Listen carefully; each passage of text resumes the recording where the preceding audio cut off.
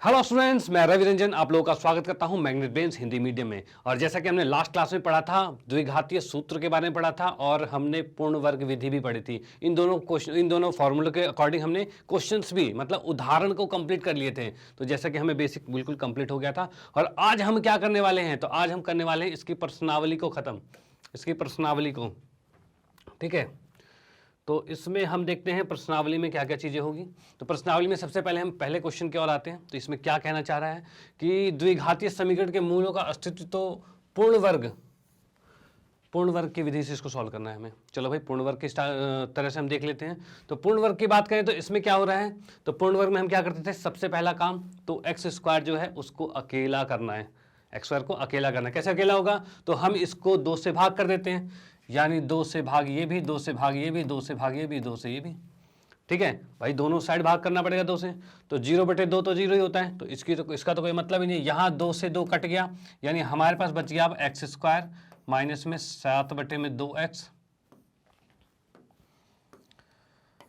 7/2x और plus में 3/2, यही आ गया हमारे पास। ठीक है, लेकिन हम पूर्ण वर्ग विधि में करते क्या थे, तो जो x के साथ होता था उसका आधा करके वर्ग करके जोड़ना और घटाना, तो वो मैं यहीं पर कर देता हूं साथ साथ में। तो यहां पर हम कर सकते हैं, देखो 7/2 है तो उसका आधा क्या होगा, तो मैंने कहा था आधा करने के लिए नीचे 2 से गुना कर दो, हो जाएगा आधा। ठीक है, तो यानी 7/4 का वर्ग जोड़ना है और 7/4 का वर्ग घटाना है। और साथ में क्या रह गया था, 3/2 रह गया था, तो 3/2 भी हम लिख देंगे यहाँ पे, बराबर में 0 आ गया। अब यहाँ पर हम देख सकते हैं भाई a² + b² - 2ab फॉर्मूला बन रहा है, बिल्कुल बन रहा है। तो यहाँ पर हम देखेंगे x प्लस में 7/4 का होल स्क्वायर आ गया। और यहाँ की बात करें तो इसको उठा के दूसरी तरफ लेके चले जाते हैं। दूसरी तरफ जाएंगे तो 7 का स्क्वायर कितना होगा, 49, और 4 का 16, माइनस में 3/2 आएगा। ठीक है, तो इसको क्या करेंगे, हम इसको एलसीएम ले सकते हैं। एलसीएम ने लिया 16, यहाँ 49 आ गया, और ये 2 8 16 होता है, 8 3 24 हो जाएगा। चलो भाई, यहाँ पर हम लिख सकते हैं x प्लस में 7/4 का होल स्क्वायर। अब यहाँ पर हम इसको देख लेते हैं, तो स्क्वायर जैसे हटाओगे, हम जैसे स्क्वायर हटाएंगे तो रूट लग जाएगा। चलो भाई कर लेते हैं, x प्लस में 7/4 बराबर में आ रहा है 25/16, और इस पे रूट लग जाएगा, यही रूट लगेगा। और रूट लगता है कैसे, प्लस माइनस के साथ में। ठीक है, तो चलो अब देखते हैं आगे। तो x प्लस में 7/4 की बात करें तो इसमें देख सकते हैं 25 किसका वर्ग होता है, तो 25 होता है 5 का, यानी हम इसको डायरेक्टली लिख सकते हैं भाई 25 होता है 5 का और 16 होता है 4 का, यानी हमारे पास 5/4 आ गया। अब इसमें हम 2 आंसर निकाल सकते हैं। कैसे 2 आंसर निकालेंगे, तो यहाँ पर हम देख सकते हैं x प्लस 7/4 बराबर में 5/4 आ जाएगा। ठीक है, और यहाँ पर हम लिख सकते हैं x प्लस में 7/4 बराबर में -5/4 आ जाएगा। ठीक है, अब इसको 7/4 को दूसरी तरफ लेके जाते हैं, तो यहाँ से हम देख सकते हैं x का मान आ रहा है 5/4 माइनस में 7/4, और जो कि आ जाएगा सीधे x बराबर -2/4। तो यहाँ पर x का मान हमारा ये आ गया। अब उस अकॉर्डिंग देखते हैं क्या आएगा, तो यहाँ पर देखेंगे तो आ रहा है x बराबर में -5/4, और ये भी आ जाएगा -7/4। तो यहाँ से x का मान आता है -12/4, जो कि यहाँ से कट जाएगा और 3 आ जाएगा, तो x का मान आ गया -3। ठीक है, तो x के 2 मान आ गए। तो यहाँ पर हमने 2 हल इसके निकाल लिए हैं। तो क्या आ रहा है इसके हल, इसके हल आ रहे हैं 2/4, जिसको हम काट सकते हैं, 1/2 भी हो जाएगा, कोई दिक्कत नहीं है। तो ये भी आ सकता है हमारा। ठीक है, चलो भाई दोनों आंसर आ गए हमारे। आते हैं नेक्स्ट क्वेश्चन पे।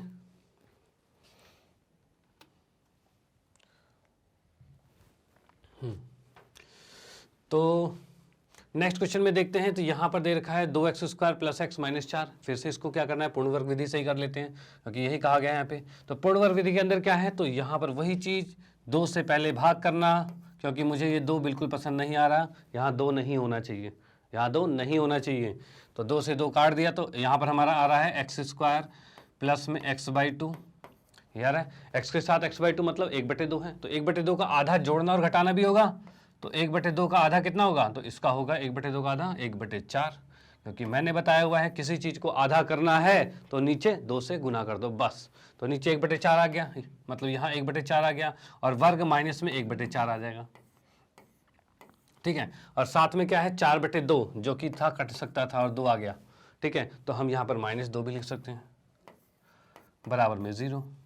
ठीक है, अब यहाँ पे हम देख सकते हैं x² प्लस 1/4 का स्क्वायर प्लस में 2ab करके पूरा फॉर्मूला ही बन रहा है। तो यहाँ हम लिख सकते हैं x प्लस में 1/4 का होल स्क्वायर लिख सकते हैं, और ये चीज़ को उठा के दूसरी तरफ लेके चले जाएंगे तो यहाँ से उधर जाके क्या बनेगा, तो ये 1/4 का स्क्वायर 16, और ये उधर जाके प्लस में 2, ये चीज़ आ रहा है। अब यहाँ से हम क्या करेंगे, एलसीएम ले लेते हैं। एलसीएम लेके भी कितना आएगा, तो नीचे तो 16 आ रहा है, तो 1 प्लस में ये 16 इससे गुना हो जाएगा, 16 दूनी 32 हो गया, और यहाँ पर हमारा आ रहा है x प्लस में 1/4 का वर्ग आ रहा है। ठीक है, तो ये चीज़ आ गई हमारे पास, ये 4 चक 16, बिल्कुल ठीक है। इसके बाद यहाँ से जैसे हम वर्ग को हटाते हैं तो वर्ग को हटाते हैं आंसर क्या आ जाएगा, x प्लस में 1/4 बराबर में 33/16 का रूट आ जाएगा। ठीक है, और इसमें हम प्लस माइनस के साथ चल सकते हैं। ठीक है, तो यहाँ पर हम देख सकते हैं भाई x प्लस में 1/4 बराबर में कितना आ रहा है, तो ये आ रहा है आपके पास रूट में 33 ही रहेगा ऊपर, और नीचे आ जाएगा 4, और ये भी प्लस माइनस के साथ। ठीक है, अब इसके भी 2 आंसर निकाल लेते हैं, तो इसके 2 आंसर कितने आ जाएंगे, रूट 33/4 माइनस 1/4 होगा, और साथ में दूसरा क्या हो जाएगा, x का मान माइनस रूट 33/4 और माइनस में 1/4, ये 2 आंसर हो गए इसके। ठीक है, तो आप इसको नोट कर सकते हैं। तो मैं इसको इरेज कर देता हूँ, आते हैं हम नेक्स्ट क्वेश्चन पे। तो ये थर्ड क्वेश्चन में देख लेते हैं। थर्ड में फिर से पूर्ण वर्ग विधि हमें चलना है। तो पूर्ण वर्ग विधि के अंदर क्या है, तो हम फिर से इस x² को करेंगे अकेला, और अकेला कैसे करेंगे, तो बटे में 4 बटे में 4 बटे में 4 और बटे में 4, यही होगा। ठीक है, 4 से 4 कट गया, 4 से 4 कट गया, बचा क्या यहाँ पे, तो ये बचा है x² प्लस में रूट 3x प्लस में 3/4 बराबर में 0, यही चीज़ आ रही है हमारे पास। अब यहाँ हम देख सकते हैं भाई x² तो है ही, प्लस में रूट 3 है, तो रूट 3 का आधा कैसे होगा, तो वही चीज़ बटे में 2 लगा दो, 2 लगा दिया तो हमने क्या हो गया, रूट 3 बटे में 2 का वर्ग आ गया, और माइनस में रूट 3 बटे में 2 का वर्ग आ गया, प्लस में 3/4 है, बराबर में 0 है, ये चीज़ आ गई। तो हम इसमें देख सकते हैं a² plus b² plus 2ab, formula बन रहा है बिल्कुल। तो हम देख सकते हैं यहाँ पर x प्लस में रूट 3 बटे में 2 का होल स्क्वायर जाएगा, और इस चीज़ को उठा के दूसरी तरफ भेज देते हैं। दूसरी तरफ भेजेंगे तो क्या होगा, इसका वर्ग क्या होगा, 3 आ जाएगा, और इसका वर्ग 4 आ जाएगा, और साथ में ये आ रहा है -3/4, ये चीज़ आ रही है। अब इसमें से ये घट जाएगा, इसमें से घट गया तो घटते 0 हो गया, तो हमारे पास क्या बच रहा है, हमारे पास बच रहा है x प्लस में रूट 3 बटे में 2 का वर्ग बच रहा है। ठीक है, और बराबर में 0 है। अब स्क्वायर हटाएंगे तो 0 पर रूट क्या होता है, कुछ नहीं होता, 0 का रूट 0 ही होता है। यानी हम इसको लिख सकते हैं भाई x प्लस में रूट 3 बटे में 2 और बराबर में 0, यानी यहाँ से x का मान कितना आ रहा है, माइनस रूट 3 बटे में 2 आ रहा है। और इसी को हम 2 बार लिख सकते हैं। 2 बार कैसे लिख सकते हैं, देखो इसको इस तरीके से भी कर सकते हैं। इसको हम, ये स्क्वायर लिखा है तो इसको 2 बार लिख लेते हैं, x प्लस में रूट 3 बटे में 2 और x प्लस में रूट 3 बटे में 2 बराबर 0। अब यहाँ से इसके सामने 0 रखोगे तो x का मान क्या आएगा, माइनस रूट 3 बटे 2 आएगा, और इसका मान अगर इसके बराबर में 0 रखोगे तब भी वही आएगा। यानी इस दोनों इक्वेशन में सेम आंसर आ गया। ठीक है, दोनों इक्वेशन में सेम आंसर आ गया, तो आप इसको नोट कर सकते हो। हम आते हैं नेक्स्ट क्वेश्चन पे।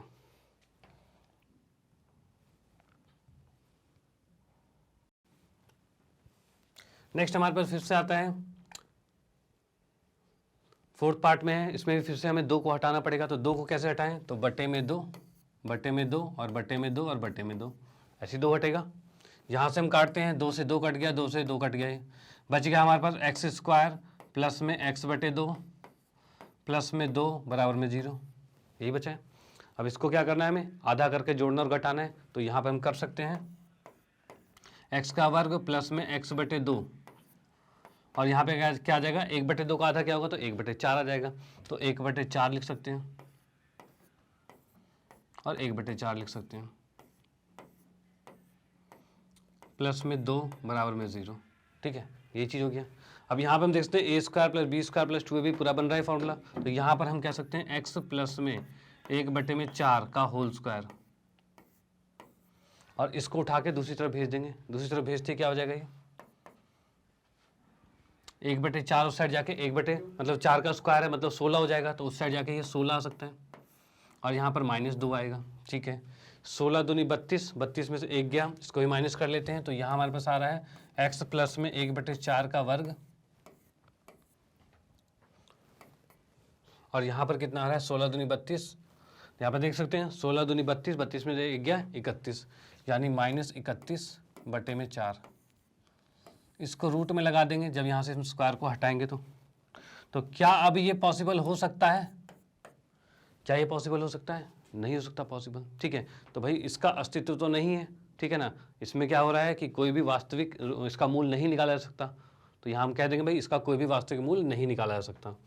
ठीक है, चलो भाई, जैसे कि यहाँ पे लिखा अगर अस्तित्व है तो मूल निकालिए, तो अस्तित्व तो निकल ही नहीं रहा इसका, तो फिर इसका मूल नहीं निकलेगा। तो इसका में एक और था कि हम डी की तरीके से भी कर सकते थे इसको। ठीक है, चलो भाई आते हैं हम नेक्स्ट क्वेश्चन पे।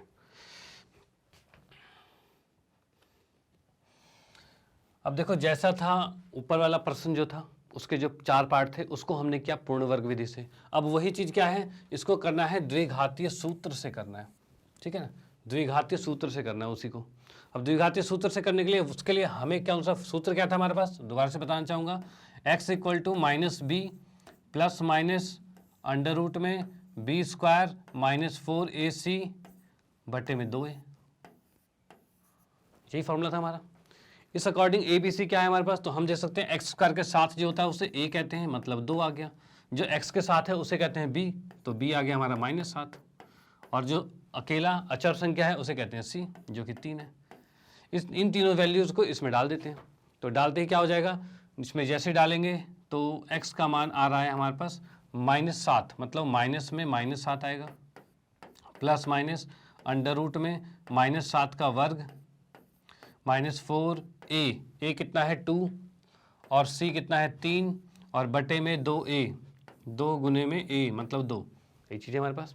ठीक है, अब इसमें हम देख सकते हैं माइनस माइनस प्लस हो जाएगा तो 7 आ गया, और ये प्लस माइनस आएगा, और यहाँ हम देख सकते हैं -7 का स्क्वायर कितना होगा 49 होगा, और माइनस में 4 दूनी 8, 4 दूनी 8, 8 या 24, 24 आ जाएगा ये, और बटे में कितना आ रहा है 4 आ रहा है। ठीक है, तो 49 में से 24 गया, कितना बचा 25 बचा। तो यहाँ हम लिख सकते हैं क्या, यहाँ हम लिख सकते हैं x का मान आ रहा है 7 प्लस का 7 प्लस माइनस 25/4, ये आ रहा है। ठीक है, अब इस 25 को क्या लिख सकते हैं हम, तो 25 को 5 लिखा जा सकता है। तो यानी x का मान क्या आ रहा है, तो 7 प्लस में 5/4 आएगा, या फिर 7 माइनस में 5/4 आएगा। ये दो चीज़ आ सकती है भाई। 25 तो 5 बन गया, तो 7 के साथ एक बार जोड़ दो, एक बार घटा दो। ठीक है, तो 7 5 12, x का मान कितना आ रहा है 12/4 आ रहा है, जो कि 4 तिया 12 कट जाएगा। और यहाँ क्या है 7 में से 5 गया 2, 2/4 आ रहा है, जो कि कट के कितना आ जाएगा 1/2 आ रहा है। पिछली बार भी यही आंसर आ रहा था हमारा, ये आ रहा था ना, x का मान तब भी यही था और अब भी यही है।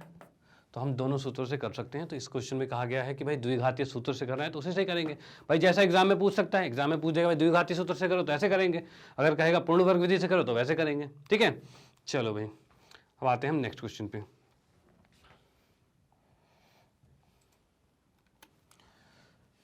दूसरे क्वेश्चन में क्या है 2x² x और -4, ये चीज़ था, और पहले में हमारे पास ये था। हाँ ठीक है, इसके अकॉर्डिंग देख सकते हैं a का मान कितना आ रहा है, तो a का मान आ रहा है 2, b का मान कितना आ रहा है 1, और c का मान आ रहा है -4।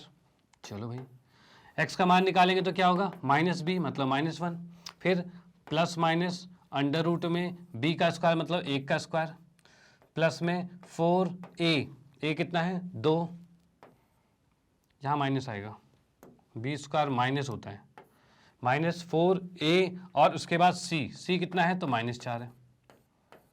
ठीक है, और बटे में 2a, ये चीज़ हो गया। अब यहाँ हम देख सकते हैं इसमें क्या आ रहा है भाई, ये -1 प्लस माइनस, और यहाँ पर रूट लगाया हमने, 4 चौक 16 दूनी 32, यार है 4 चक 16 दूनी 32 और माइनस माइनस प्लस हो जाएगा, यानी हम कह सकते हैं भाई यहाँ तो आ रहा है रूट में 33 आ रहा है। ठीक है, तो भाई इसका ये आंसर आ गया। इसका आंसर हम दो तरीके से लिख सकते हैं, क्या, x का मान आ जाएगा एक बार प्लस में एक बार माइनस में, मतलब हम लिख सकते हैं -1 माइनस में रूट 33/4, यही आंसर आया था पिछली बार, यह आया था। और दूसरा हम लिख सकते हैं भाई x का मान आ रहा है -1 प्लस में रूट 33/4। ठीक है, तो ये भी आ गया, कोई दिक्कत वाली बात नहीं है, तो इसको भी नोट कर सकते हो। फिर उसके बाद आते हैं नेक्स्ट क्वेश्चन पे।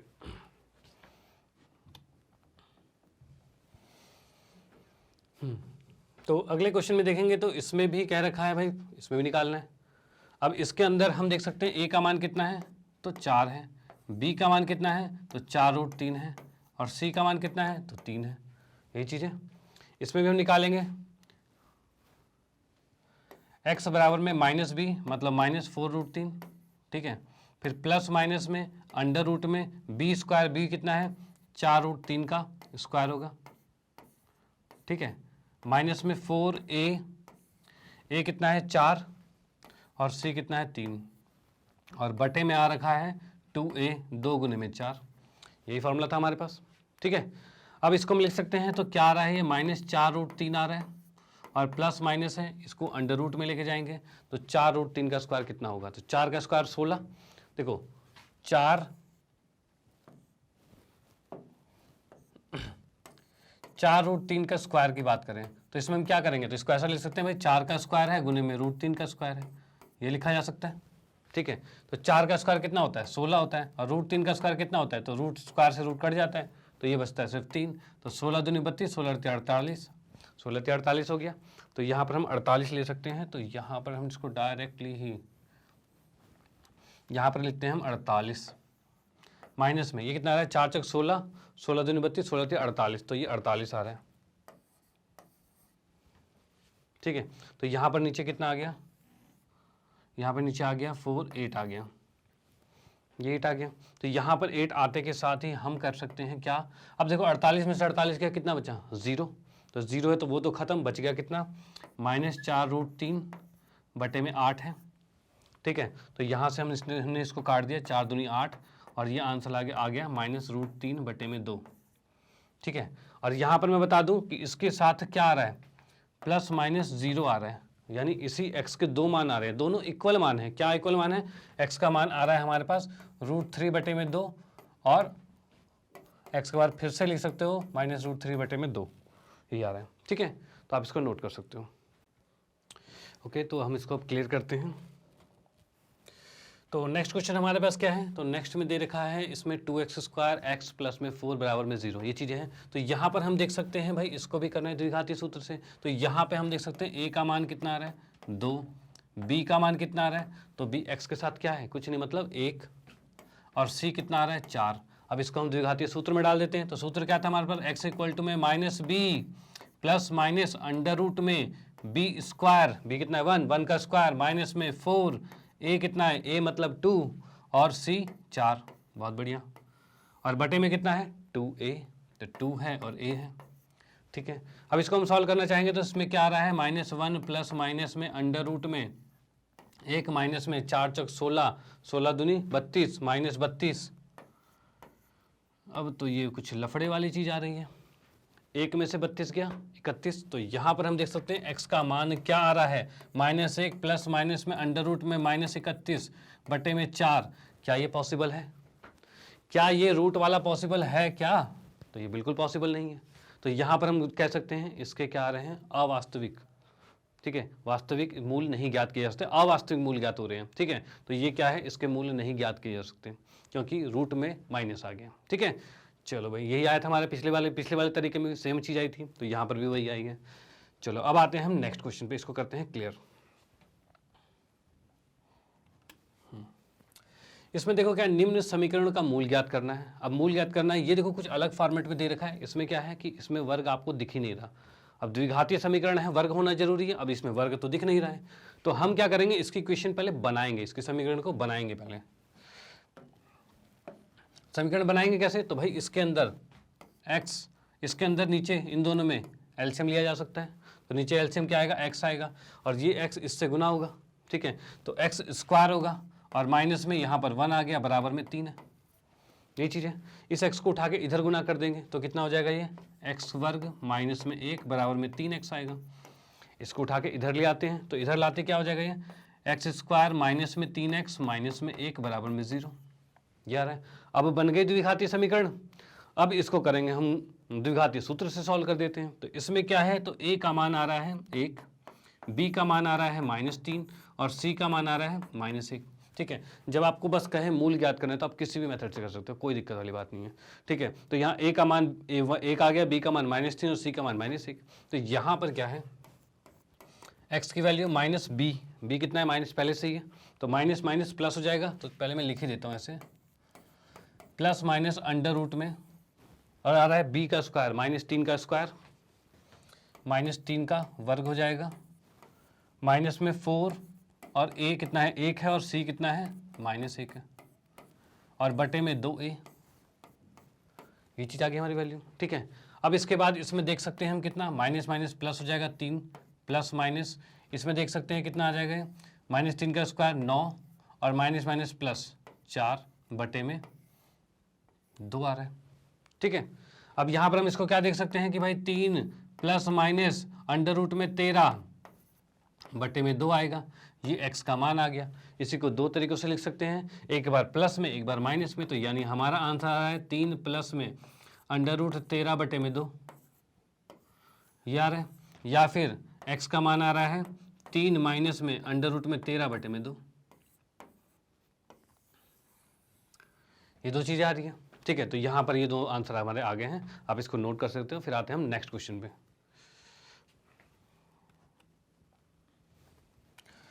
इसमें देखो फिर से वही चीज़, वैसा ही कुछ है कि हाँ भाई बटे में चीज़ें दे रखी है, जब भी बटे में आ जाए तो उसको हम एलसीएम लेके जोड़ देते हैं। तो उससे हमें पहला काम क्या है कि द्विघातीय समीकरण बनाना है। तो द्विघातीय समीकरण हम बनाएंगे कैसे, इन दोनों को फिर से एलसीएम ले लिया।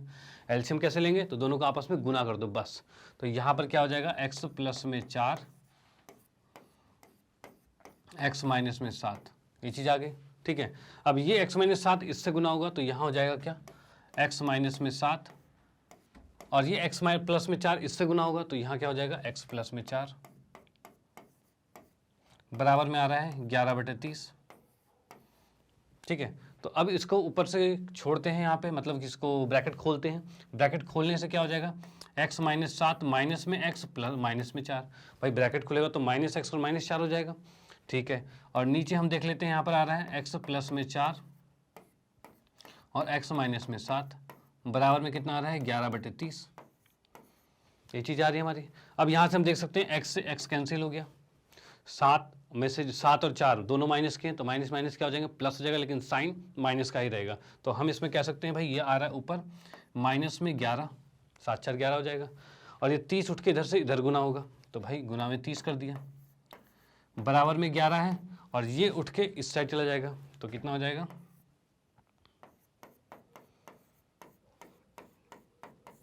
ये चीज़ होगी।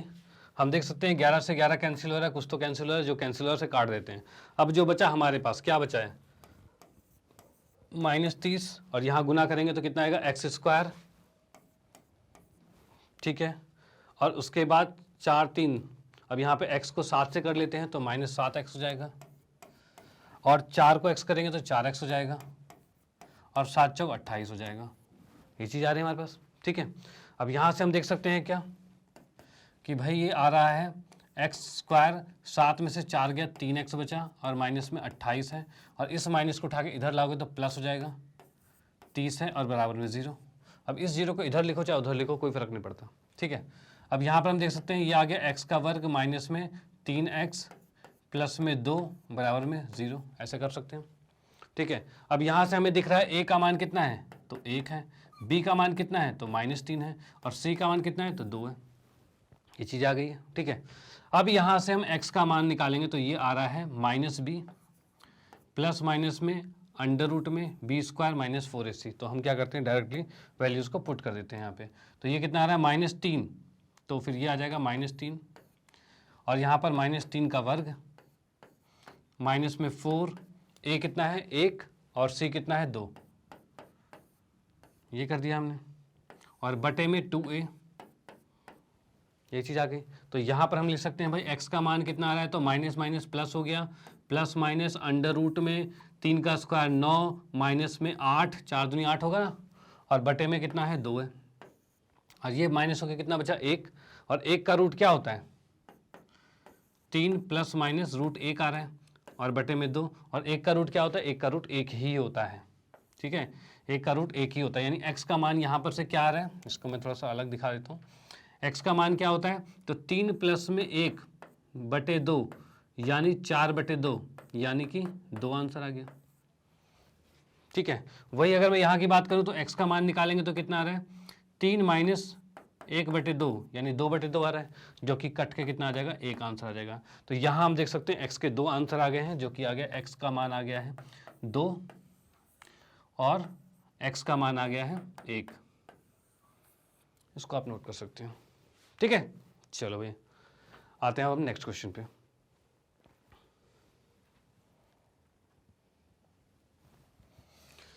हाँ भाई, तो अब यहाँ पर स्टेटमेंट वाले क्वेश्चन आ गए हैं, मतलब आपको लिखे हुए क्वेश्चन मिलेंगे, उसको पढ़ के इक्वेशन बनानी होगी। तो ऐसे क्वेश्चंस भी बहुत से आते हैं, तो इसको भी बिल्कुल ध्यान से देखना। तो इसके अंदर क्या चीज़ है, आपको वैसे ज़्यादा मुश्किल नहीं है, आपको बस क्या है जो लिखा हुआ है पढ़ के लिख देना, उसकी इक्वेशन बना देनी। कैसे भाई, लिखा है क्या इसने, 3 वर्ष पूर्व रहमान की आयु, ठीक है। पहले तो रहमान की आयु को मान लेते हैं,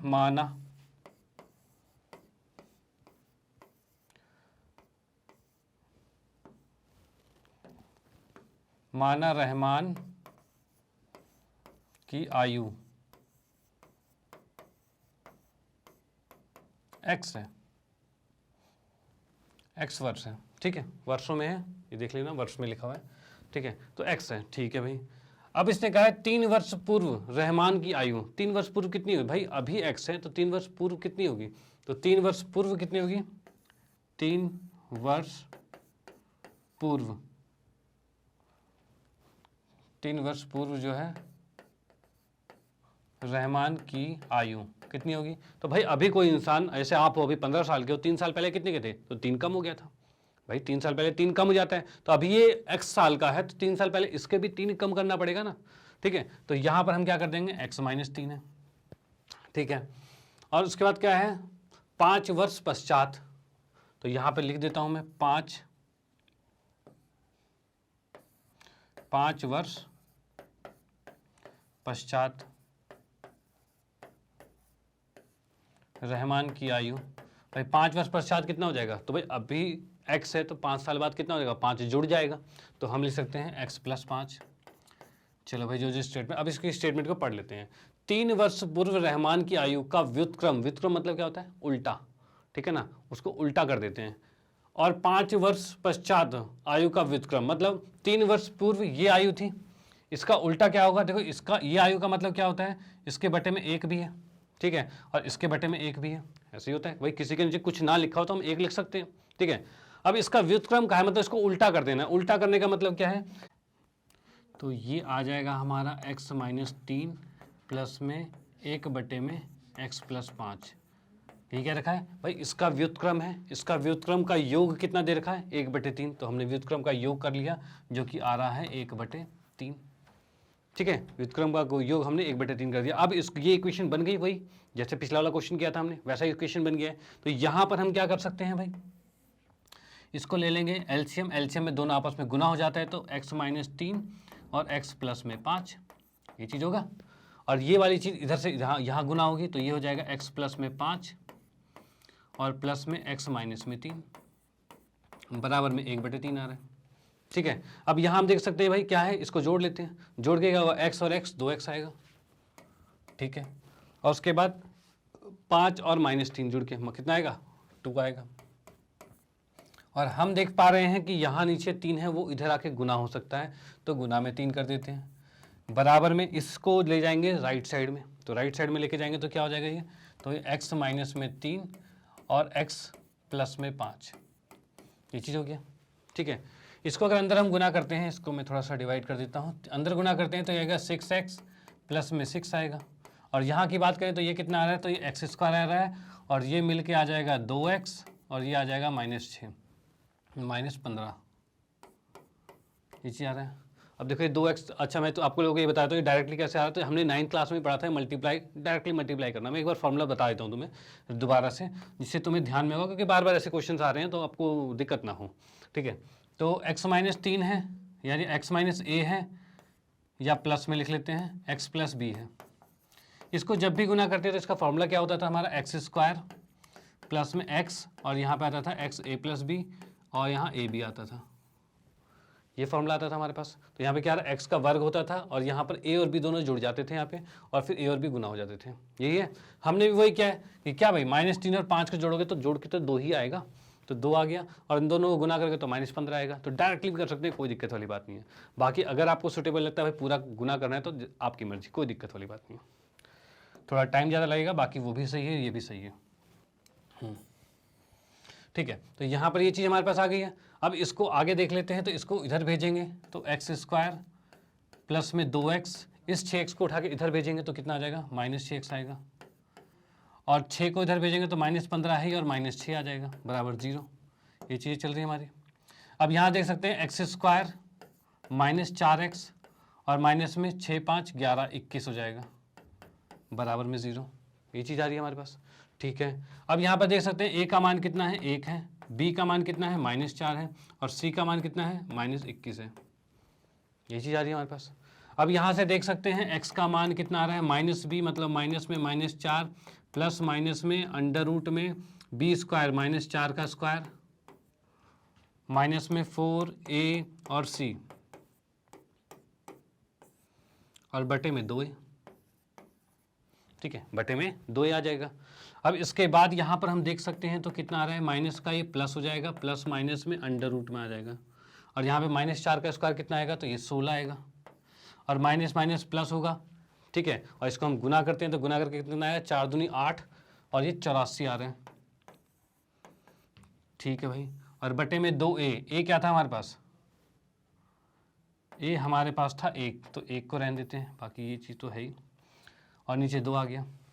ठीक है, अब इसको हम लिख सकते हैं क्या, x बराबर में 4 प्लस माइनस में √100 है, और बटे में 2 है, और इसको लिखा जा सकता है 4 प्लस माइनस में 10 बटे में 2 आएगा। ठीक है, तो यहाँ से हम 2 आंसर लिख पा रहे हैं।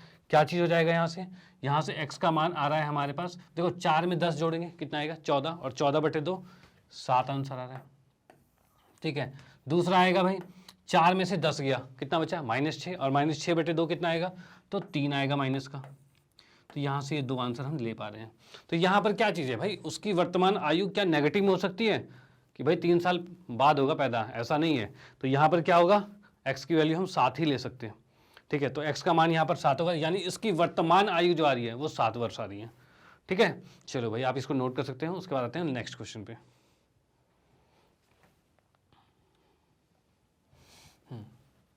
इसमें दे रखा है भाई, एक क्लास टेस्ट में शेफाली के गणित और अंग्रेजी में प्राप्त किए गए अंकों का योग इतना है। अब देखो इसमें क्या करते हैं, हम पहले ले लेते हैं भाई गणित, और इसने क्या कहा है, अंग्रेजी में प्राप्त अंकों का योग 30 है। तो माना गणित में अंक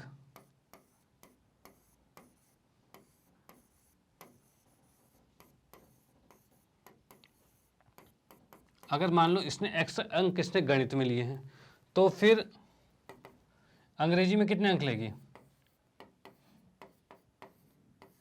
तो हमें मालूम है भाई दोनों का योग जो था वो कितना था, 30 था। तो अगर गणित में x लिए हैं तो अंग्रेजी में 30 - x होगा, यही हो सकता है। चलो भी अच्छी बात है। अब इसने क्या रखा है, यदि उसके गणित में 2 अंक अधिक आ जाते हैं, ठीक है,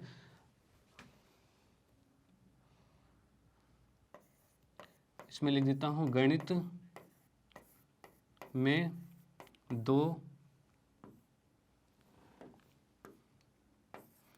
अंक अधिक,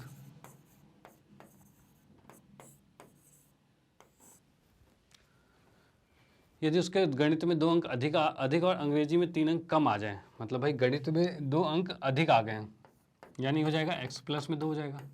ठीक है ना, और अंग्रेजी में कहते हैं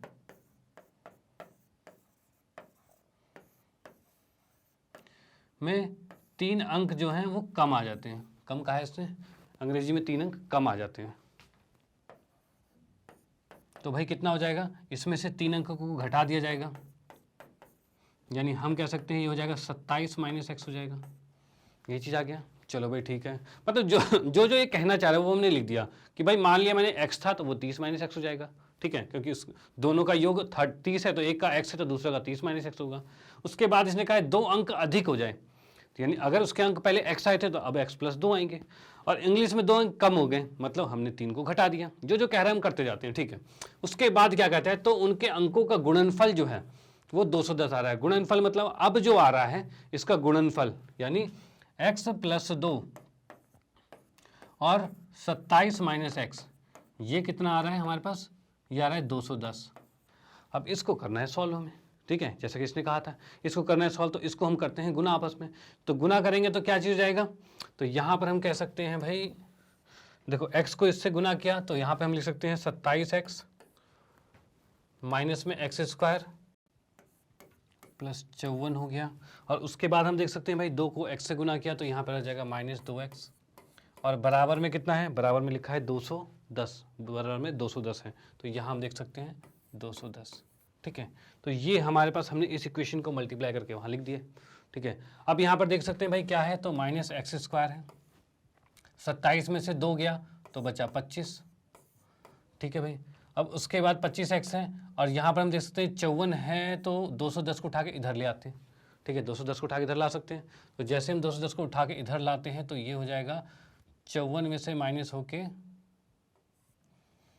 156 आ सकता है, ये हो जाएगा हमारे पास, ठीक है, 156 आ गया। चलो जी बहुत बढ़िया। अब यहाँ पर हम कह सकते हैं भाई a का मान है -1, b का मान है 25 और c का मान है -156, ठीक है, -156 आ गया। चलो जी बहुत बढ़िया, हाँ ठीक है। अब यहाँ पर देख सकते हैं भाई x का मान कैसे निकालेंगे हम, तो वही द्विघातीय सूत्र लगा लेते हैं। तो क्या है, -b 25 हो जाएगा, प्लस माइनस अंडर रूट में b स्क्वायर मतलब 25 का स्क्वायर, माइनस में 4a और c, ये चीज़ आ रहा है, और बटे में 2a, ये चीज़ हो गई, ठीक है। अब यहाँ पे हम देख सकते हैं भाई x बराबर में -25 है, प्लस माइनस है, 25 का स्क्वायर कितना होता है, तो 25 का स्क्वायर होगा 625। चलो भाई माइनस में देखो माइनस माइनस माइनस 3 माइनस है, 3 माइनस मतलब 2 माइनस तो प्लस जाएगा, तीसरा फिर से माइनस कर देगा, तो यानी हमारा ये माइनस में रहेगा। अब 4 से गुना कर देते हैं, तो 6 चक 24 और 4 पंचे 20 और 20 और 2 22 और 4 एकम 4 और 2 6, 624 आ रहा है, ठीक है भाई। तो बहुत अच्छी बात है, एक आ गया तो नीचे आ रहा है -2। तो यहाँ हम कह सकते हैं x का मान कितना आ रहा है, -25 प्लस माइनस, और ये तो एक बचा, एक का रूट क्या होता है, तो एक ही होता है, तो हम यहाँ लिख सकते हैं ये चीज़। अब यहाँ से x के 2 मान निकल रहे हैं, क्या, -25 प्लस में 1/2 और x का मान है -25 माइनस में 1/2, और ये -2 है नीचे, ठीक है। और यहाँ से हम निकाल सकते हैं भाई x का मान कितना आ रहा है, तो ये -24 बटे में -2 आ रहा है, ठीक है। तो माइनस से माइनस कैंसिल, ये कट के कितना आ जाएगा 12। यहाँ की बात करें तो यहाँ पर आ रहा है x का मान कितना, तो -26 बटे में -2, यानी ये कट के कितना आ रहा है, तो 13 आ रहा है, यानी x का मान कितना आ रहा है, 13 आ रहा है। यहाँ पर 2 आंसर आ गए हमारे पास, x का मान 12 और 13 आ चुका है। यानी कि क्या कह रहे हैं, यानी ये कहा जा रहा है कि गणित में या फिर 12 मार्क्स होंगे या फिर 13 मार्क्स होंगे, ठीक है। तो भाई गणित में इसने क्या बोला है, तो इनके द्वारा दोनों विषयों के अंक प्राप्त कीजिए। अभी तो फिलहाल ये गणित के आए हैं, तो इसमें मैं थोड़ा सा आंसर क्लियर करके लिख देता हूँ, मैं इसको थोड़ा इरेज कर देता हूँ।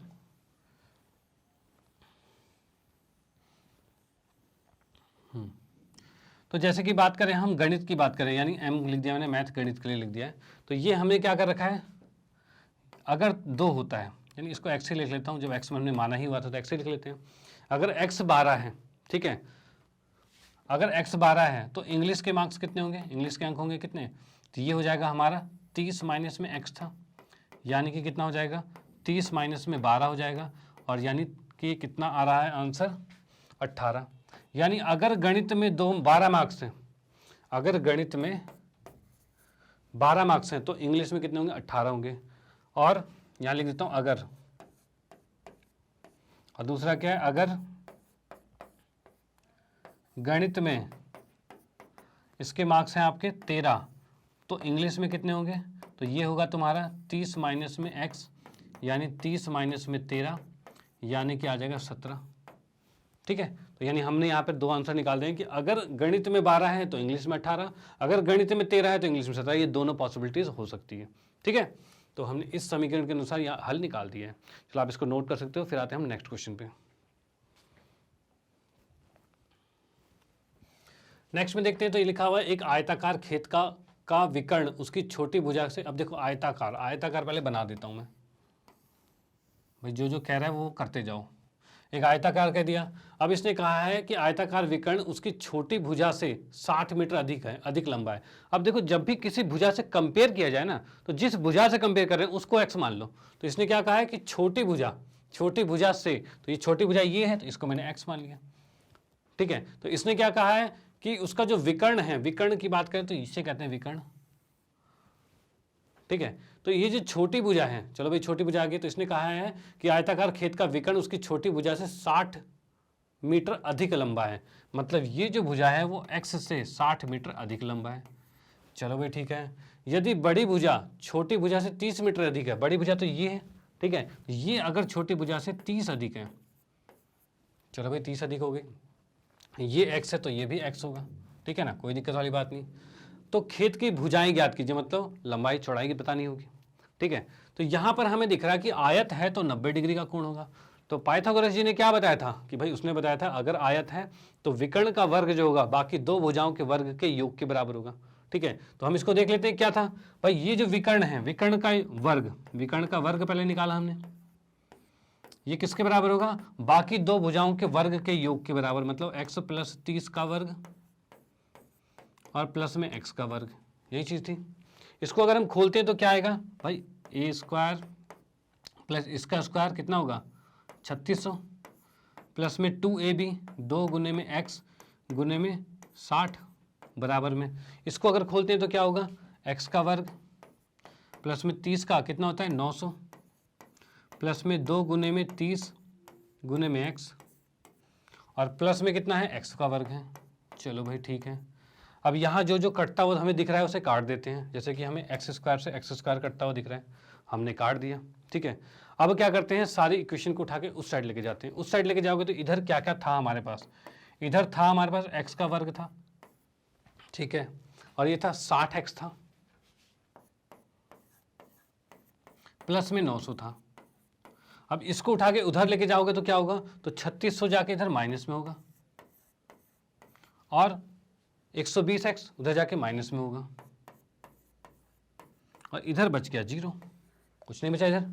इसको थोड़ा सा और अच्छी तरह लिखा जाए तो क्या आ रहा है, तो x का वर्ग आ रहा है। अब 60x में से 120x गया, कितना बचा भाई 60x ही बचा। ठीक है, 900 में से 3600 गया तो कितना बचेगा ये, तो ये बच जाएगा 2700 बचेगा। ये चीज़ हो गया। चलो भाई ये चीज़ आ गया। अब यहाँ पर हम इसको सॉल्व करते हैं। देखो, जरूरी नहीं है कि आप हर बार पूर्ण वर्ग विधि ही लगाइए, पूर्ण वर्ग कह रहा हूँ, चाहे फिर क्या कहते हैं द्विघाती सूत्र लगाइए, जरूरी नहीं है। हम भाई सबसे पहले गुणनखंड विधि की थी वो भी कर सकते हैं, तो उसको भी ट्राई कर लेते हैं। तो यहाँ पर हम देख सकते हैं भाई x का वर्ग है, माइनस में 60x है, और माइनस में 2700 है। अब भाई वो गुणनखंड विधि क्या थी, तो उसमें था कि हम इस बीच वाले को ऐसे तोड़ते थे जिनको जोड़ने पे तो 60 है और गुना करने पे 2700 आ जाए, यही था। तो 60 को हम तोड़ सकते हैं क्या 90 और 30 में जोड़ सकते हैं भाई। 90 और 30 क्या होता है, 9 या 27 भी आ रहा है, और 9 में से 3 या 6 भी आ रहा है, ये चीज़ है। तो यानी मैं इसको लिख सकता हूँ x का वर्ग माइनस में 90x और प्लस में 30x माइनस में 2700, ये लिखा जा सकता है, इसको लिखा जा सकता है ना भाई। 90 और 30 है, इस तरह से हम लिख सकते हैं इसको। अब यहाँ पर देखते हैं भाई वो जो कॉमन चीज़ें आती है वो आ रही है कि नहीं आ रही है, क्योंकि यहाँ पर जुड़ने पे तो 60 आ रहा है, गुना करने पे भी 2700 आ रहा है, ये चीज़ तो परफेक्ट है।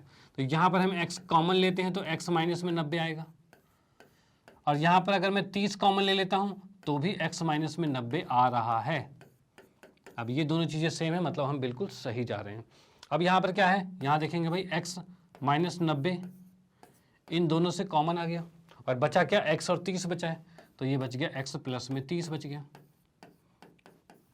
यहाँ से x का मान कितना आ सकता है, तो x माइनस 90 है इसके बराबर में 0 रखेंगे और x प्लस 30 है, इसके बराबर में 0 रखेंगे। तो यहाँ से हम देख सकते हैं x का मान 90 आ रहा है और माइनस 30 आ रहा है।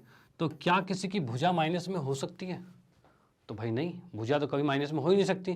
तो यहाँ से हम कह सकते हैं इसकी चौड़ाई जो है,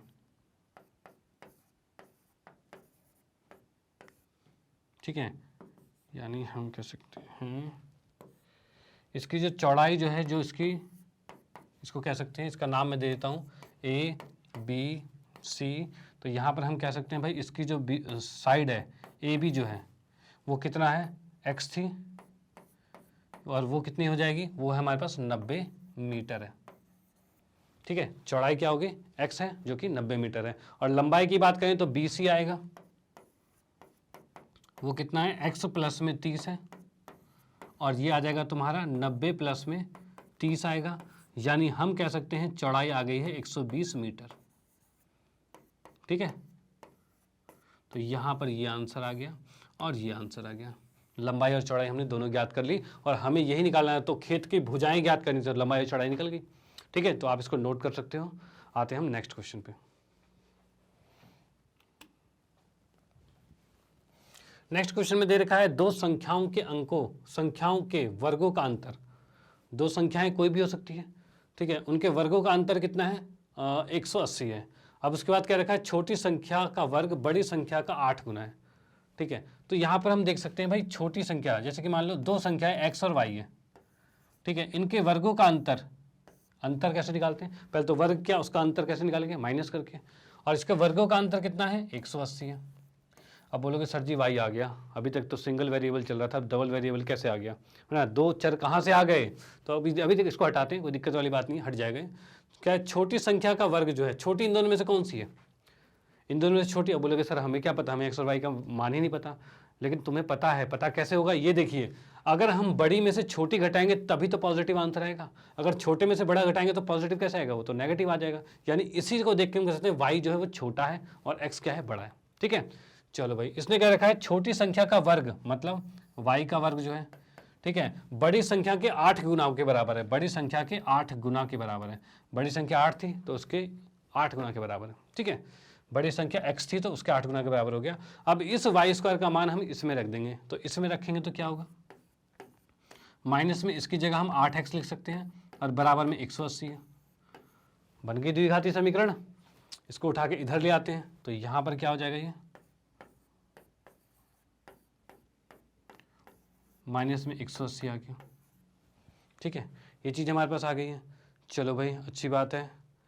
और इसके बाद हम इसमें कर सकते हैं, देखो इसमें भी वही कर लेते हैं भाई, a का मान 1 है, b का मान -8 है और c का मान -180 है। ये चीज़ हो गई।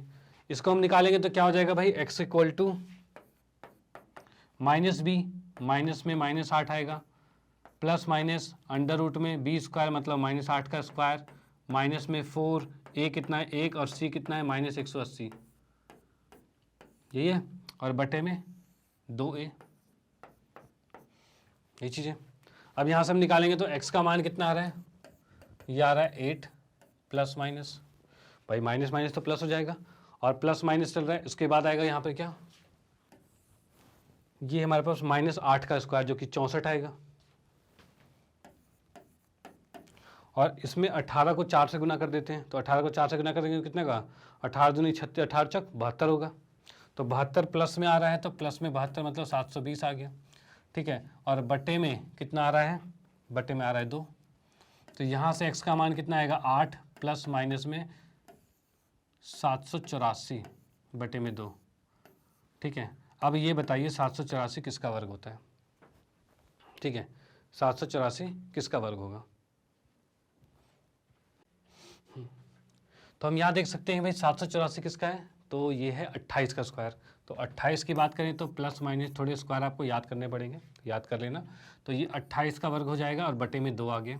ठीक है, तो x का मान यहाँ से कितना आ रहा है, तो 8 प्लस में 28 कितना होगा, 36, तो भाई 36 बटे में 2 आएगा, या फिर 8 माइनस में 28 यानी -20 बटे में 2 आएगा। ये दो वैल्यूज आ सकती हैं।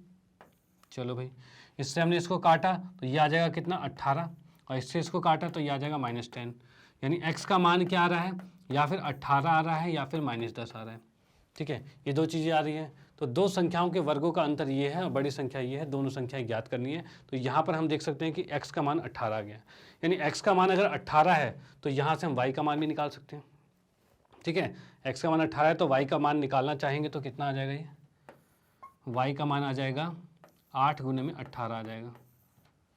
ठीक है, 8 गुने में 18 आ जाएगा, और 8 गुने में 18 कितना आ रहा है तुम्हारे पास, ये है 8 × 64, 8 का मान 8, 144 आ रहा है। ठीक है, y का वर्ग है 144, अगर y का वर्ग 144 है तो y का मान कितना होगा, तो y का मान हमारा आ जाएगा 12, 144 किसका वर्ग होता है, 12 का। तो यहाँ से हम कह सकते हैं y का मान आ रहा है ±12 आ रहा है। तो y का मान 12 आ सकता है जब हम 18 को लेके चलते हैं। ठीक है ना, जब हमने 18 को लेके चला तब ये आ रहा है, एक मिनट इसको मैं लिख देता हूँ, x का मान आ रहा है -10 यहाँ पे। तो हमने इसको जब लेके चला तो ये आ रहा है। अगर हम -10 को लेके चलते हैं तो -10 को लेके चलने पर y का स्क्वायर का मान कितना आएगा, 8 गुने में -10 आएगा, यानी y इक्वल टू हो जाएगा √ में -80 हो जाएगा। और माइनस में चीज़ें एग्जिस्ट नहीं करती इसलिए उसको हम नहीं लेंगे, आंसर हमारा यही वाला आएगा। ठीक है, यानी कि x का मान 18 होगा और y का मान 12 होगा, प्लस में भी माइनस में भी कोई से भी हो सकता है। ठीक है, चलो भाई आते हैं हम नेक्स्ट क्वेश्चन पे।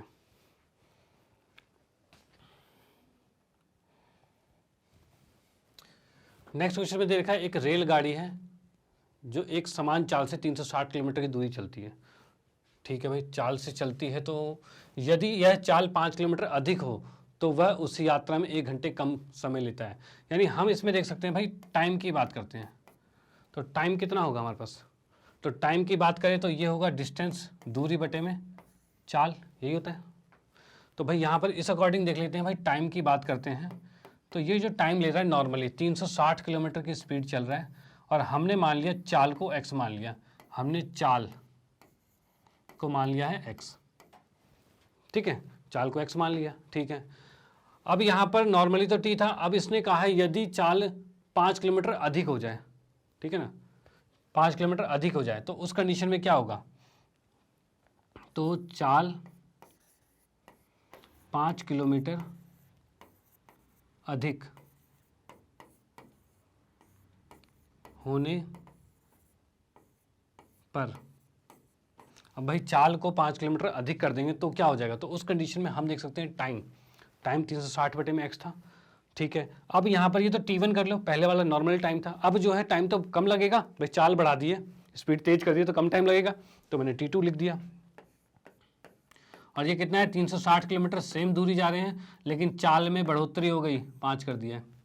ठीक है, अब इसने ये कहा है कि एक रेलगाड़ी समान चाल 360 किलोमीटर तय करती है, यदि उसकी स्पीड 5 किलोमीटर बढ़ा दी जाए तो उसी यात्रा में 1 घंटा समय कम लगेगा, 1 घंटा कम समय लगेगा। तो रेलगाड़ी की चाल निकालनी है, मतलब x का मान निकालना है। तो भाई इसने हमें ये समझ में आ गया कि भाई चाल को अगर बढ़ा रहे हैं तो 1 घंटा कम लग रहा है, तो भाई उसको हम लिख लेते हैं कि भाई पहले चाल जो थी, टाइम जो लग रहा था t1 और बाद में टाइम t2 लग रहा है, और इनका अंतर जो है वो 1 का है। ठीक है ना, पहले टाइम ये लग रहा था, बाद में टाइम ये लग रहा है, लेकिन ज़्यादा तेज चल रही है तो 1 घंटा कम लग रहा है, तो हमने उसको घटाया। भाई पहले अगर 10 घंटे लग रहे तो अगली बार 9 घंटे लगेंगे, तो 10 में से 9 को घटाओगे तभी तो 1 आएगा। ठीक है, इस तरीके से चीज़ें होगी। तो हमने क्या करा, बड़े को पहले लिखा, छोटे को बाद में, बराबर में 1 लिख दिया। ठीक है, अब यहाँ से हम इसके मान को उठा के वहाँ रख देते हैं। तो यहाँ पर क्या आ रहा है, 360 बटे में x माइनस में 360 बटे में x प्लस में 5। अब ये वही समीकरण बन गई जो हम पहले किया करते थे, वैसे कुछ बन गया है। यहाँ पर हम क्या करते हैं, 360 अगर मैं कॉमन ले लेता हूँ तो चीज़ें थोड़ी सी और आसान हो जाएगी, तो और इसका एलसीएम लेंगे। चलो मैं एक स्टेप और बढ़ा देता हूँ जिससे कि आपको कोई दिक्कत ना हो। यहाँ से 1 बटे में x आएगा और यहाँ पर 1 बटे में x प्लस में 5 आएगा। ठीक है ना, बराबर में 1 है। इसमें यहाँ पर अगर मैं एलसीएम लेता हूँ तो एलसीएम कितना आएगा, तो यहाँ आ रहा है x और x प्लस में 5, ये आके इधर गुना होगा और ये आके इधर गुना होगा, और इसके साथ यहाँ पर कितना है, 360 है, बराबर में 1 है। ठीक है, नीचे वाली चीज़ उधर जाके गुना हो जाएगी और इसको हम अंदर गुना कर सकते हैं। यहाँ पे देख सकते हैं ब्रैकेट अगर मैं खोलता हूँ तो x से x कट जाएगा। ठीक है, 360 गुने में 5 रह जाएगा, 360 गुने में 5 है, और यहाँ पर इसको इधर भेजेंगे तो ये हो जाएगा x² और प्लस में 5x हो जाएगा। ये चीज़ें आ गई। इसको उठा के हम उधर भेज देते हैं, तो उधर भेजेंगे तो क्या हो जाएगा, तो ये एक्स स्क्वायर प्लस में 5x माइनस में 36 पंचे 180 1800 आ रहा है, इक्वल टू 0 आ रहा है। ठीक है, यार है। अब इसको क्या कर सकते हैं, इसको हम कर देते हैं भाई गुणनखंड विधि से कर देते हैं। तो 5 को ऐसे तोड़े कि भाई 1800 आ जाए। तो इसमें आपको बताना चाहूँगा, इसको तोड़ोगे तो आएगा 45 गुने में 40, 45 और 40 में तोड़ते हैं तो भाई 45 को 40 से गुना करोगे तो ये आ जाएगा 1800 रुपये, 1800 आ जाएगा। तो इस तरह से तोड़ा जा सकता है, इसको हम अलग से गुणनखंड करके निकाल के हम निकाल सकते हैं। अगर इसकी प्रैक्टिस है तो वो भी और जल्दी हो सकता है, अदरवाइज आप क्या करो, सूत्र से ही कर लो, कोई दिक्कत वाली बात नहीं है। लेकिन प्रैक्टिस करना ज़रूरी है भाई, बहुत ज़रूरी है, क्योंकि आपके क्वेश्चंस छूटे नहीं। ठीक है, मेन चीज़ है टाइम मैनेजमेंट। टाइम मैनेजमेंट के लिए आपको गुणनखंड विधि आनी चाहिए। और कभी आपको लगता है कुछ क्वेश्चन होते हैं जिनके रूट में आंसर आ जाते हैं, तो वो भाई गुणनखंड विधि से होना बहुत मुश्किल नहीं हो पाते। ठीक है, तो उसके लिए हमें पूर्ण वर्ग विधि लगानी ही पड़ती है। लेकिन जहाँ पे हो रहा है वहाँ पर हम कोशिश करें कि हो जाए। ठीक है, तो यहाँ पर 40 में से 45 माइनस में 1800 आ गया, बराबर में 0। नीचे हो गए। यहाँ तक हमने एक इक्वेशन बना दी है और इसके बाद सॉल्व करेंगे। आप इस चीज़ को नोट कर सकते हैं, मैं इसको इरेज कर देता हूँ।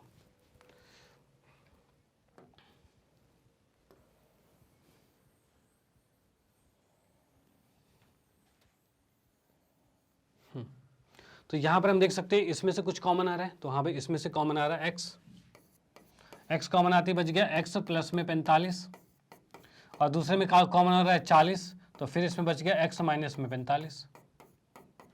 ठीक है, अब यहाँ से हम देख सकते हैं ये आ रहा है x माइनस में 40 और x प्लस में 45, दो चीज़ें आ गई हमारे पास। अब यहाँ पर क्या x का मान आएगा, x माइनस 40 बराबर में 0 रखेंगे और x प्लस 45 बराबर में भी 0 रखेंगे। तो यहाँ से x का मान कितना आ जाएगा, 40 आ जाएगा और यहाँ से x का मान आ जाएगा माइनस 45। ये चीज़ आ गई। ठीक है, तो यहाँ पे x की वैल्यू 40 और x की वैल्यू माइनस 45, ये दो चीज़ आ गई। अब क्या गाड़ी की उसकी जो चाल है क्या वो माइनस में हो सकती है, तो भाई नहीं हो सकती, माइनस में उल्टी भाग जाएगी, पीछे चली जाएगी भाई वो। ठीक है ना, तो भाई माइनस में नहीं हो सकती। तो यहाँ पर ये क्या है, प्लस में होगी। तो प्लस में x का मान अगर 40 आ रहा है, यानी कि रेलगाड़ी की चाल, तो रेलगाड़ी की चाल कितनी है, तो चाल हमारी आ रही है, x माना था यानी 40 और ये था किलोमीटर प्रति घंटे की स्पीड है, ये आंसर आ रहा है इसका। ठीक है, रेलगाड़ी की चाल कितनी है, 40 किलोमीटर प्रति घंटे की। चलो भाई इसको आप नोट कर सकते हो। आते हैं फिर हम नेक्स्ट क्वेश्चन पे।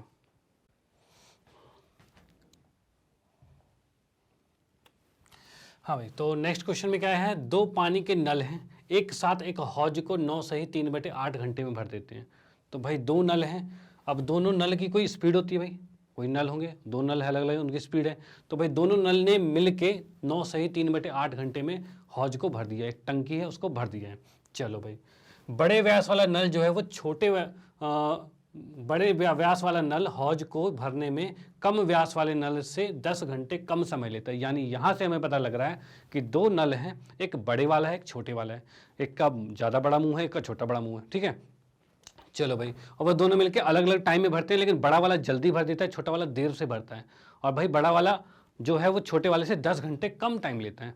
इतनी बात हमें पता चल गई है। चलो, प्रत्येक द्वारा अलग अलग से हौज को भरने में समय ज्ञात करना है। तो हम यहाँ देख सकते हैं कि मैंने मान लिया, माना छोटा नल, छोटा या कम व्यास वाला, इसमें कह सकते हैं कम व्यास वाला,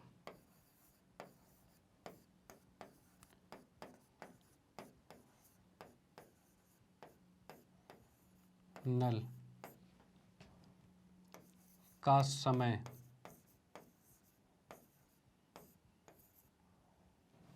ये हमारा हौज भरने में,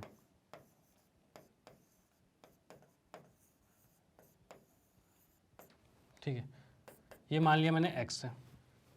ठीक है, और वही हम बात करते हैं माना ज़्यादा, मतलब बड़े वाला, बड़े व्यास वाला नल हौज को भरने में समय। देखो क्या कह रखा है, पहला दोनों में अंतर कितना आ रहा है भाई, एक जो है दूसरे से 10 ज़्यादा है। ठीक है ना, तो भाई कम वाला तो ज़्यादा टाइम लेगा और बड़ा वाला जो है वो कम टाइम लेगा। यानी हम इसको लिख सकते हैं भाई ये तो कम टाइम ले रहा है, मतलब कि 10 घंटे कम ले रहा है, ऐसा लिख सकते हैं इसको। चलो भाई ये चीज़ हो गया, यानी यहाँ पर हम लिख सकते हैं इसी में इसको T1 मान लिया हमने, इसको T2 मान लिया, ठीक है, T1 और T2 मान लिया। ओके, पहला T1 हो गया, दूसरा T2 हो गया। T1 है हमारा x और T2 कितना है x माइनस 10। चलो भाई ठीक है, इसकी T1 T2 की जरूरत पड़ेगी तो ले लेंगे। उसके बाद इसने क्या रखा है भाई, दोनों मिलके जो भर रहे हैं हौज को, दोनों मिलके जो हौज को भर रहे हैं वो कितना टाइम ले रहे हैं, 9 से 3/8 घंटे ले रहे हैं। अब देखो इसी में बताऊं, इसमें क्या है, वही फार्मूला लग रहा है, स्पीड इक्वल टू डिस्टेंस बटे में टाइम, यही फार्मूला लग रहा है। अब बोलेगा डिस्टेंस, दूरी कहाँ है इसमें, तो इस चीज़ में बता दूं, जैसे कि हम कोई दूरी तय करते हैं तो एक काम करते हैं भाई, दूरी तय कर रहे हैं, वैसे यहाँ पर एक टंकी को भरा जा रहा है, ठीक है, यहाँ एक टंकी को भरा जा रहा है, तो भाई दिमाग में ये आएगा भाई टंकी भरा जा रहा है तो उसमें दूरी कितना ले लें भाई, वो कितने लीटर का ये थोड़ी पता है हमें, लेकिन हमें ये तो पता है कि वो एक टंकी है, ठीक है। अब एक हौज है तो उसको हम सीधे एक ले लेंगे, तो यहाँ पर हम दूरी को सीधे एक मान लेंगे, ठीक है, और टाइम हमें पता है, स्पीड हो जाएगा। तो यहाँ हम देख सकते हैं कि दोनों टंकियाँ एक साथ भर रही है। अगर दोनों टंकियाँ एक साथ भर रही है तो भाई क्या होगा, S1 प्लस में S2, भाई एक छोटी टंकी और बड़ी टंकी दोनों साथ में भर रही है तो दोनों की स्पीड जुड़ जाएगी भाई, दोनों टोटे को एक साथ चला दोगे तो दोनों की स्पीड बढ़ जाएगी ना, तो भाई स्पीड बढ़ गई। तो ये मिल के किसी एक टंकी को 9 सही 3/8 घंटे में भर रही है, ठीक है। तो कितना होगा, 9 × 72, 72 और 3 75, यानी हम इसी को लिख सकते हैं 75/8 और नीचे वाला 8 ऊपर चला जाता है, यही हो जाएगा, ठीक है। अब स्पीड वन क्या है, तो हम बात करें तो ये है छोटे नल का, छोटे नल की जो गति थी तो वो कितनी आ जाएगी, तो भाई वो आ रही है हमारी 1/x, और बड़े नल का कितना आ रहा है, तो 1/x माइनस 10, और बराबर में आ रहा है 8/75, ये आ गया। चलो भाई इसको हम ले लेते हैं एलसीएम, तो इसका एलसीएम कितना हो जाएगा, x और x माइनस में 10 आ गया, ठीक है, इसको इधर भेज देंगे।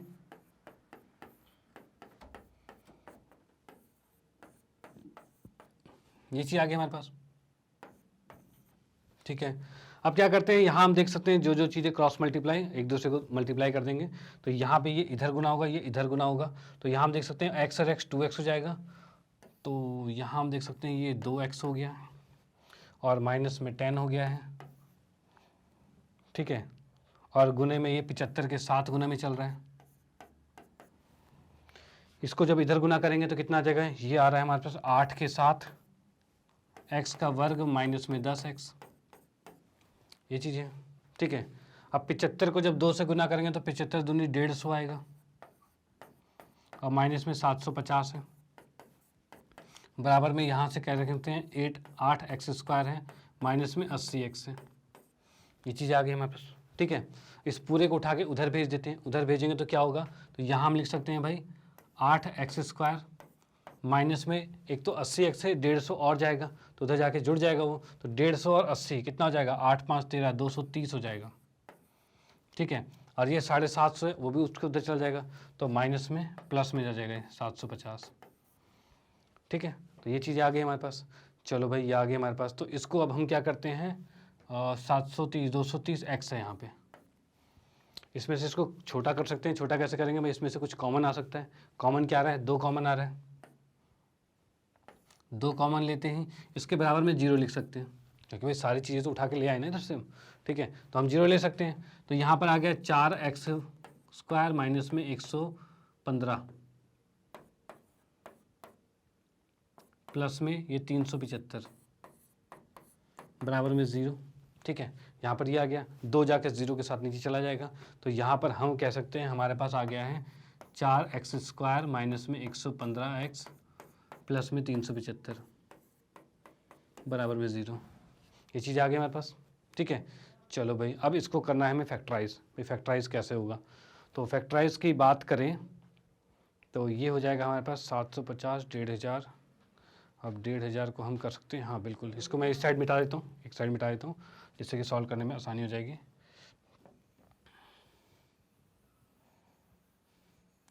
अब देखो इसके अंदर क्या चीज़ है कि आप देख सकते हो कि 4 को पहले इससे गुना करना पड़ेगा, 4 को इससे गुना करते ही आएगा 1500, ठीक है, 1500 आएगा, ठीक है। अब इसको तोड़ना है कि 1500 आ जाए, दिख रहा है 100 और 15 टूट जाएगा, तो हम यहाँ लिख सकते हैं, इसको भी मैं इरेज कर देता हूँ, ठीक है, आपने नोट कर लिया होगा, नहीं तो फिर आप बैक करके नोट कर सकते हैं, ठीक है। तो यहाँ 4x² है, तो इसको मैं लिख सकता हूँ 4x² माइनस में 100x माइनस में 15x और प्लस में 375 बराबर में 0।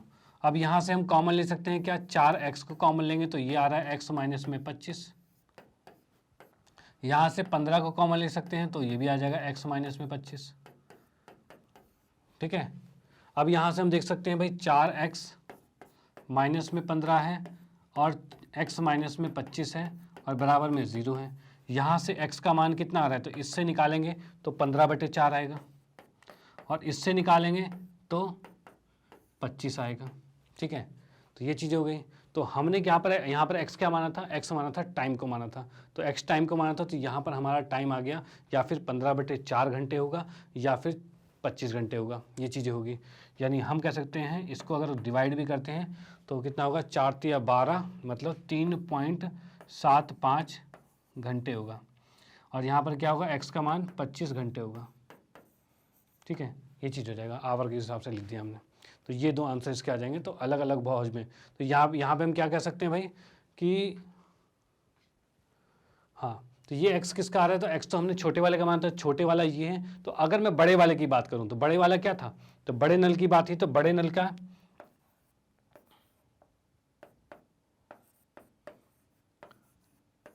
का समय,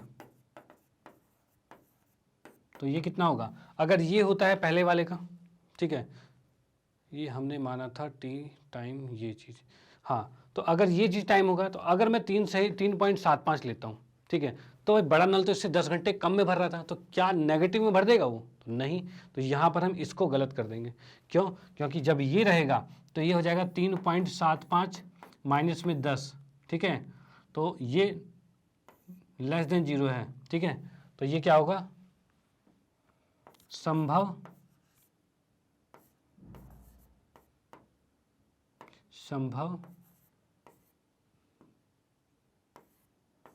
नहीं है। ठीक है, तो दूसरा वाला क्या आएगा, फिर यही बड़े नल वाले के समय की बात करें तो ये आ जाएगा 25 माइनस में 10 यानी 15 घंटे, ये सही आंसर है। ठीक है, तो ये 15 घंटे आ रहा है और 25 घंटे आ रहा है, ये इसका करेक्ट आंसर है, तो इसको आप नोट कर सकते हो। आते हैं हम नेक्स्ट क्वेश्चन पे।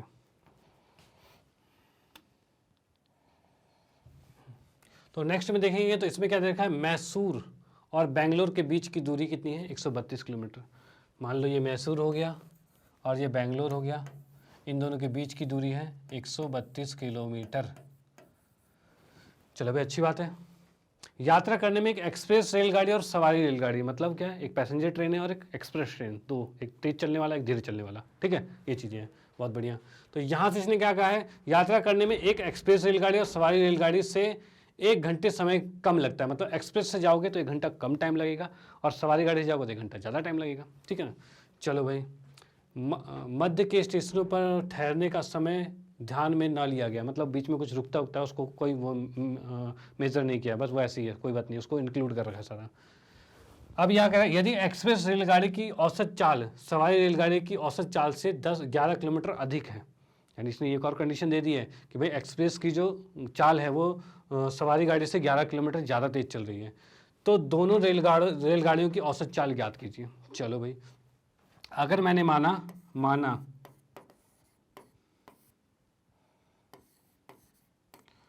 औसत चाल किसकी, सवारी गाड़ी की,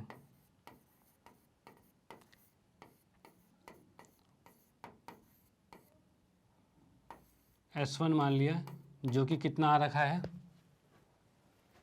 जो कि हम x मान लेते हैं, S1 भी क्यों मान रहे हैं, हम x ही मान रहे हैं। चलो भाई, और वही अगर मैं माना सवारी की जगह अब की लिखेंगे एक्सप्रेस,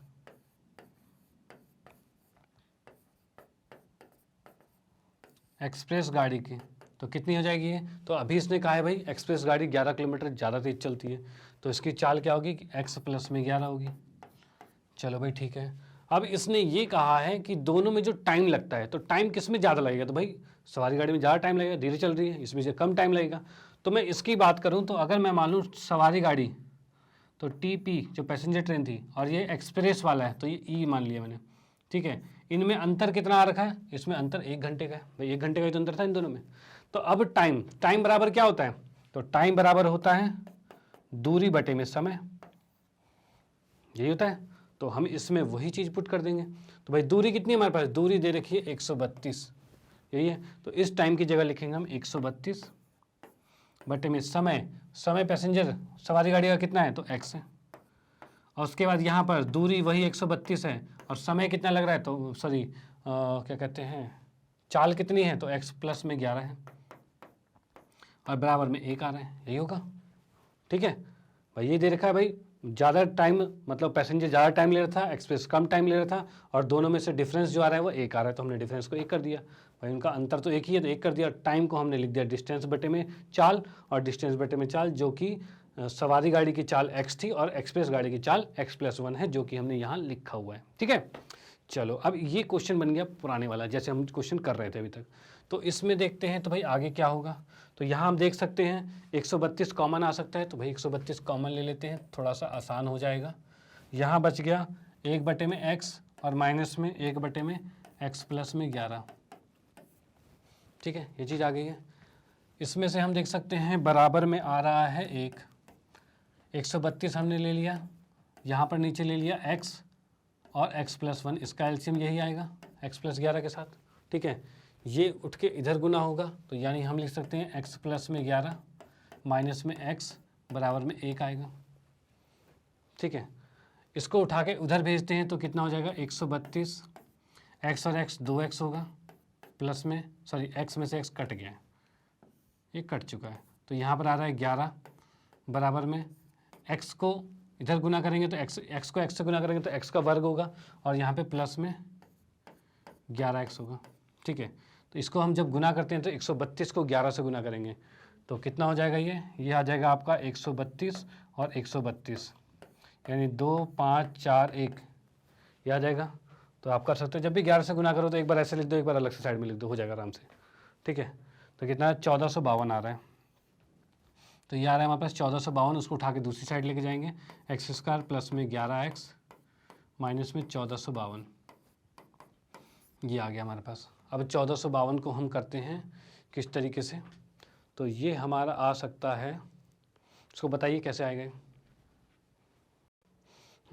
तो हम इसमें देख सकते हैं आगे भाई इसको फैक्टर करना है, तो फैक्टर के लिए मैं आपको बता दूं, इसको क्या करना पड़ेगा, पूरा गुणनखंड करना पड़ेगा, जो हम 2 से 3 से करके जैसे भी पूरा करते हैं, उसके बाद फाइनली हम निकाल सकते हैं इसके बारे में। मैं आपको डायरेक्टली बता देता हूँ, आप उसको ट्राई करना बिल्कुल, जैसे कि मैंने पिछले क्वेश्चन में बताए हुए हैं। तो यहाँ पर मैं बता देता हूँ, इसका जो आएगा x² प्लस में 44x माइनस में 33x माइनस में 1452। ठीक है, ये चीज़ आ गई हमारे पास। यहाँ से कुछ कॉमन आ रहा है, तो हाँ भाई x कॉमन आ रहा है, तो x को मैंने कॉमन ले लिया और बच गया x प्लस में 44। यहाँ से -33 कॉमन ले लिया, तो -33 कॉमन लेते ही आ जाएगा फिर से x प्लस 44। ठीक है, तो यहाँ हम देख सकते हैं क्या x प्लस 44 और x प्लस 44 मतलब 2 बार आ जाएगा, ये है तो कॉमन ले सकते हैं इसको, और यहाँ पर आ जाएगा x माइनस में 33 आ जाएगा। यहाँ से हम इसके एक बराबर में 0 ले रहे हैं, तो x का मान 2 आ रहा है, या फिर -44 आ रहा है, या फिर x का मान आ रहा है 33 आ रहा है। और क्वेश्चन में हमने x को क्या माना था, यहाँ पर हमने x को माना हुआ था, माना औसत चाल सवारी गाड़ी की x है, तो माइनस में तो नहीं हो सकती, तो भाई इसको नहीं लेंगे, इसी को लेके चलेंगे। ठीक है, तो यहाँ पर हम सवारी गाड़ी की चाल कितनी निकाल रहे हैं, x है, तो यहाँ पर हम कह सकते हैं सवारी गाड़ी की चाल इतनी है, और एक्सप्रेस गाड़ी की, ये जो एक्सप्रेस है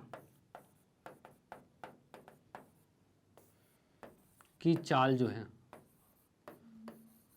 ये हो जाएगी, देखो एक्सप्रेस की चाल कितनी थी, तो 11 किलोमीटर ज़्यादा थी, तो 33 से क्या हो जाएगा, ये 44 आ जाएगा किलोमीटर प्रति घंटा, ये आ जाएगा। और यहाँ पर ये किसकी थी, ये चाल दूसरे की थी, सवारी गाड़ी की इतने किलोमीटर प्रति घंटा, जो कि हमने यहाँ पर मान रखा है। ठीक है, तो आप इसको नोट कर सकते हो, यहाँ से हमने दोनों की चाल निकाल ली है। आते हैं हम नेक्स्ट क्वेश्चन पे।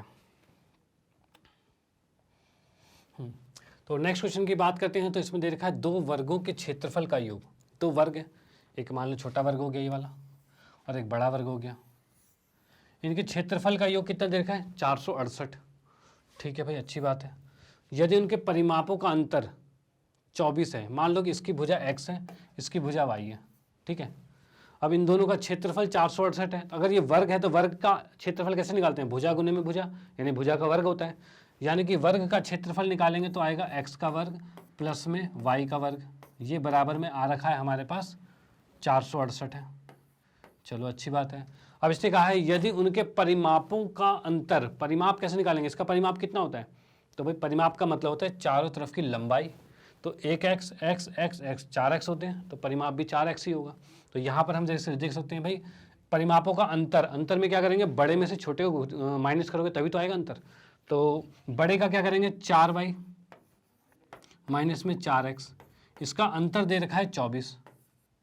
अगर छोटे में से बड़ा घटाओगे तो माइनस में आंसर आएगा, लेकिन यहाँ तो प्लस में है ना, तो प्लस में रखेंगे हम। तो यहाँ से अगर मैं 4 को कॉमन ले लेता हूँ तो y माइनस एक्स बराबर में 24 आएगा, और 4 छिक 24 कट गया 6 से, ये 4 नीचे आके 4 छिक 24 ही कटेगा, तो हम डायरेक्ट भी कर सकते हैं। तो यहाँ से हम कर सकते हैं y का मान कितना आ रहा है, इस x को उठा के उधर ले जाएंगे तो 6 प्लस में x होगा, ठीक है।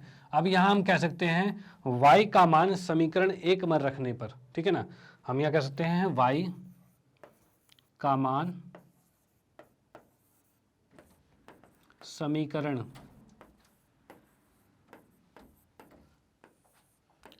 1 में रखने पर, भाई 1 में रख दिया, y का मान समीकरण 1 में रखेंगे तो क्या हो जाएगा? तो यहाँ पर हम कह सकते हैं x का वर्ग है प्लस में y का मान क्या है? 6 प्लस में x है, तो इसको 6 प्लस में x लिख देंगे, ठीक है, बराबर में 468 है।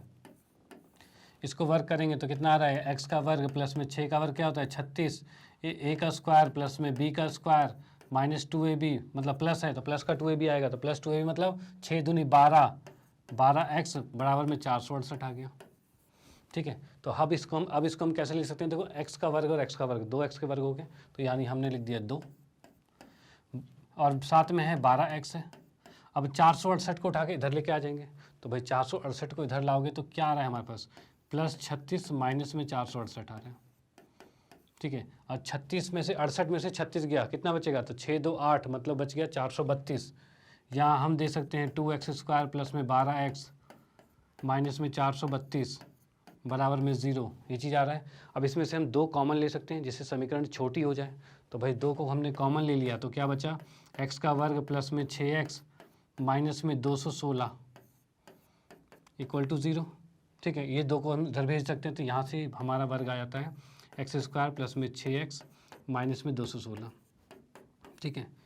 ये चीज़ आ गई। अब इसको फिर से करेंगे, भाई कैसे होगा इसका गुणनखंड?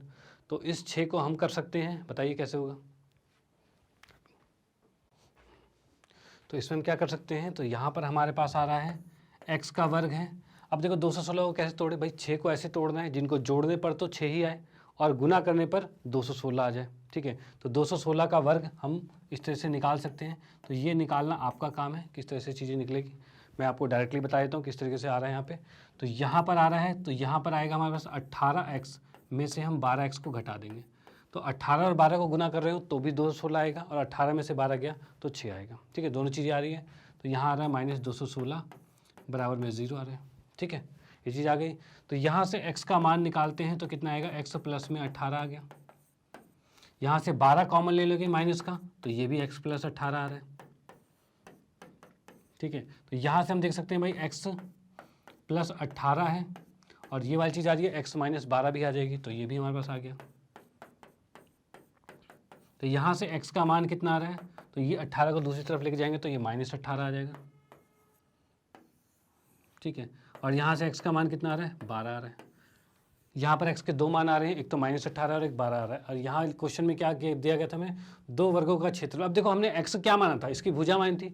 भुजा कभी भी नेगेटिव में हो सकती है, तो भुजा कभी भी नेगेटिव में नहीं होगी, माइनस में हो ही नहीं सकती, यानी ये चीज़ नहीं आ सकता, हम सिर्फ इसके साथ ही चलेंगे, ठीक है। तो यानी हम कह सकते हैं x का मान 12 आ गया, ठीक है। अब बात करते हैं भाई y कितना आ रहा है? तो y की बात करें तो y हमारे पास आ रहा है, y का मान कितना है? तो y का मान है 6 प्लस में x है, तो x का मान 12 है, तो y आ जाएगा हमारे पास, इसको मैं इरेज कर देता हूँ, 6 प्लस में 12 आ रहा है जो कि आ रहा है 18। यानी हम यहाँ से कह सकते हैं y का मान दूसरे वर्ग का क्षेत्रफल कितना है 18 है, और पहले क्षेत्रफल नहीं, भुजा, दूसरे वर्ग की भुजा जो है 18 है और पहले वर्ग की भुजा जो है 12 है। हमें वही निकालना था, दोनों वर्ग की भुजाएं निकालनी थी और भुजाएं आ गई, पहले की 12 दूसरे की 18। ठीक है, चलो भाई आप इसको नोट कर सकते हैं। अब आते हैं नेक्स्ट पे और ये एक्सरसाइज हमारी ख़त्म हो जाती है। तो ये एक्सरसाइज के हमने सारे क्वेश्चंस कर लिए और इसमें हमने देखा क्या अच्छा पूर्ण वर्ग विधि से हमने इसको किया और गुणनखंड विधि से भी कर लिया। नॉर्मली उसका क्या कहते हैं, सॉरी, पूर्ण वर्ग विधि हमने नहीं की इसके अंदर। ठीक है, हमने सूत्र से किया है और साथ में हमने गुणनखंड विधि से कर लिया, क्योंकि यही दोनों नॉर्मली इजी पड़ जाते हैं। ठीक है, तो हम जैसा आपको सुटेबल लगे, अगर क्वेश्चन में गिवन आता है कि आपको भाई इस सूत्र से ही करना है तो आप उस सूत्र को यूज़ करोगे, अदरवाइज जिसमें आप कंफर्टेबल हो आप उससे कर सकते हो, कोई प्रॉब्लम वाली बात नहीं है। ठीक है, वैसे भी क्वेश्चन बहुत कम ही, बहुत रेयर ही ऐसा आता है कि वो कभी कोई कह दे भाई इस विधि से करना है। ऐसे विधि वाले क्वेश्चन कह के कोई नहीं देता। ठीक है, उसमें बस क्या होता है, कोई भी इक्वेशन होती है बस उसको कहते हैं भाई हल कीजिए, बस भुजाएं निकालिए बस।